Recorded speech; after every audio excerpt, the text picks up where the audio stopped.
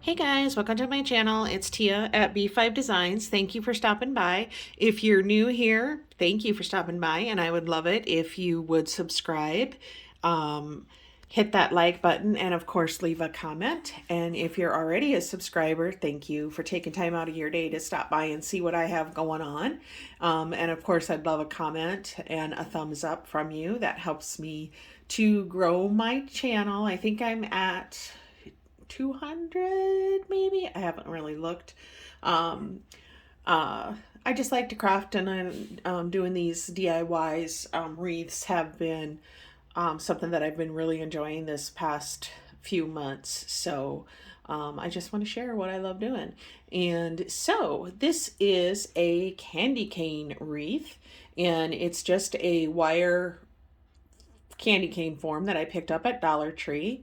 And then I had picked up this ribbon a while back when it was on sale at Michael's. It is from this year, so like back in the fall or when they first started coming out with the Christmas stuff. You just take the ribbon and wrap it kind of at a diagonal. It's very simple, around the candy cane, and just wrap and wrap and wrap. Leave a little bit of an edge on the bottom. And then when you get to the top, you want to leave a little bit of an edge because you're going to kind of fold that up as if you were wrapping a Christmas gift, to just hide that wire form. And then I had a couple of picks that I purchased. You probably saw them in a haul, I believe, at Michael's, that had the cardinals on them, but I deconstructed it and redid it because I knew I wanted both cardinals on there, and representing my mom and my dad, who have both passed away. So I wanted both of those on there. My parents lived on a farm, and we had a couple sets of cardinals, the male and the female cardinals, and the male cardinal would pretty much terrorize everybody who came out. I don't know if anybody else has experienced this before, but he liked to do his business on our vehicles, and some vehicles he did it more on. But as time went on, he would like to perch on the doors, the car doors or truck doors, and then it's like he would see himself in the mirror and think it was another bird, and he'd start pecking at the mirror. Ugh, it was funny. It just drove my brother in particular just absolutely bonkers. But it was something that my mom and my dad and I, and well, pretty much all of us, we liked to sit out on the patio and watch the birds. So um, that is my story for why I love cardinals. I know that a lot of people say if you see a cardinal, it's a loved one. It's a sign from a loved one that's in heaven, and I think that's really cool. But um, my story is different, because we lived on the farm and we had these cardinals that would come around. There's cardinals, hummingbirds, robins. Oh, I miss it so much. Anyway, so I deconstructed these two picks and then kind of put them back together the way I wanted to. And then I added these little filigree curly Q picks. And if you don't know, when you buy these picks, they're all compressed down and you just pull them out a little bit to expand them. I have some of the berries in there, and then I have some of these, I think they're pit berries.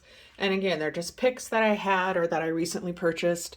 And I always take them apart and put them in my wreaths or whatever I'm making in a manner that I like. So then I was like, well, I need a bow. Well, I was not successful because I think this is so big. I didn't really have a bow that I didn't the bow that I made was actually this. And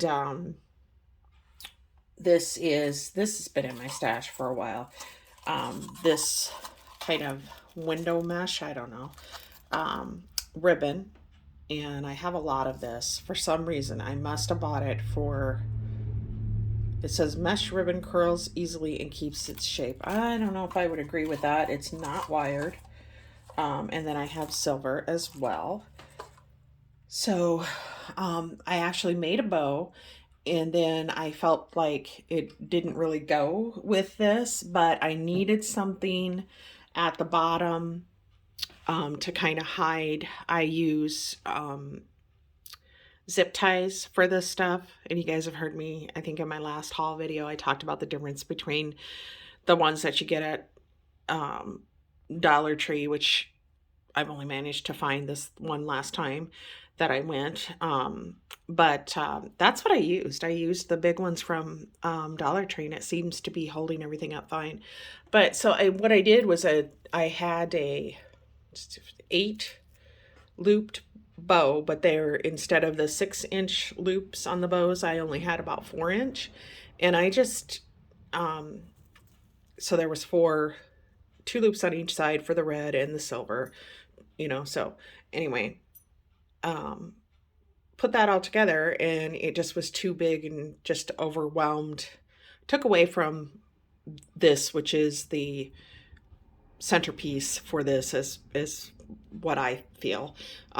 Anyway, so I just took and cut all the loops, or the bows, or whatever you want to call them, and fishtailed them, and then I had secured it with a zip tie. So I just put that in there upside down and hot glued it, essentially, and it is holding together fantastically.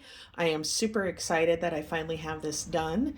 This is my door that we never use, that goes into and out of my living room, and I am pretty much done with my holiday decor. I have my fireplace that I need to decorate yet, and then I will come back on and show my Christmas holiday decor.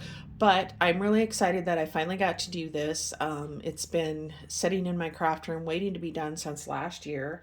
And so yeah, I hope you guys enjoyed watching the video. I hope you kind of understood my instructions. I do want to say, if I didn't say this already, because I filmed this is like the 3rd time, because I was stumbling on my words and everything else, but this was inspired by Country Charm by Tracy. She does a lot of primitive country. She's an excellent wreath maker, and I watch her a lot. And so that is where the inspiration came from. She did one a couple of years ago, and so that's where the idea came from. And I want to thank you guys again for stopping by, and I hope you have a great evening. Bye.